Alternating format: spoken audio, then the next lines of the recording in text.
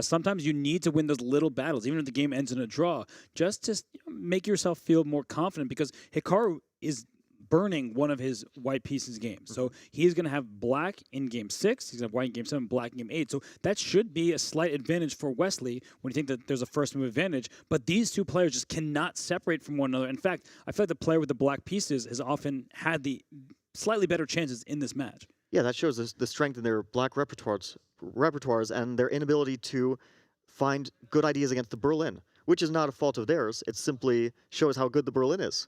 I mean, nobody has ideas against the Berlin, but they keep trying. In this game, it was a sort of offbeat Scotch that he tried. But to elaborate on your Armageddon question, I think this is a good game for Wesley. He's very happy about this. The first game of the new day, it's a bit nervy, and you're thinking, well, my opponent has had a full night to prepare, and maybe he's coming up with something very dangerous, like we saw Anish with the God tier preparation today. But Wesley's happy. He made a solid draw.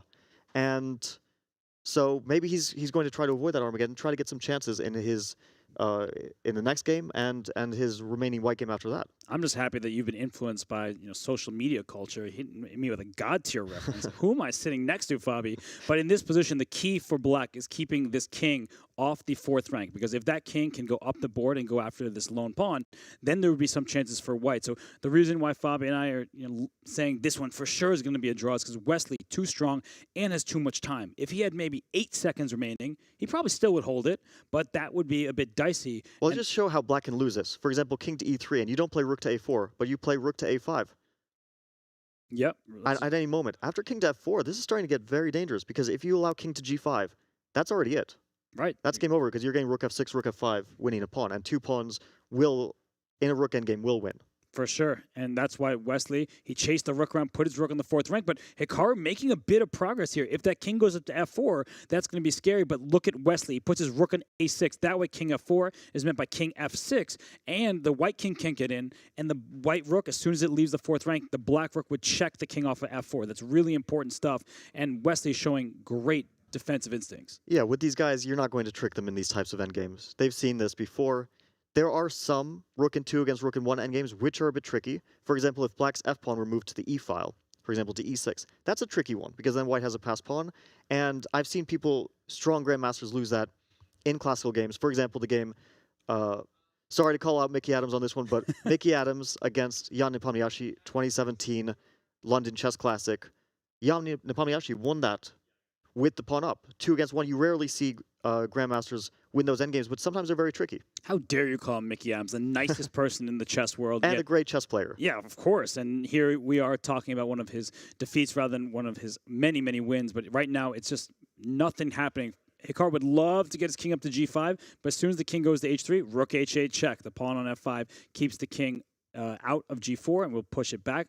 So the king goes to f7. I think some people would want to bring the king forward for black, but if you move the king forward, you're actually walking away from your pawn. Now the question is Hikaru trying to get back to 15 minutes? And will he stalemate Wesley in this game? He might try, because I know Hikaru likes to stalemate his opponents. It's like a small moral victory.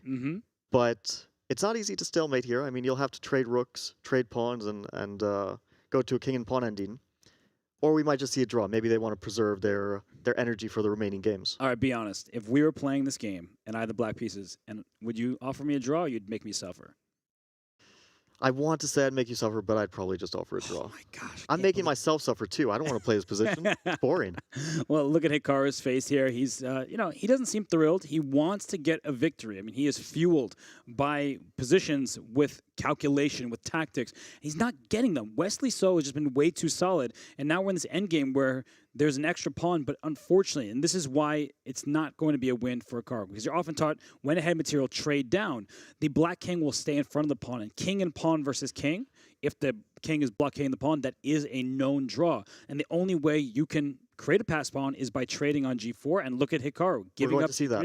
We might see exactly this. If you take on f5, rook a5 check. So I think we are going to see exactly this and take on f5, and they will show you how king and pawn versus king in this position is a draw. So we will see a stalemate. Hikaru is going all the way, and yeah, if black doesn't know that you play king f8, you lose the game after king d5. But of course, all strong players know this, and we see a stalemate and a draw.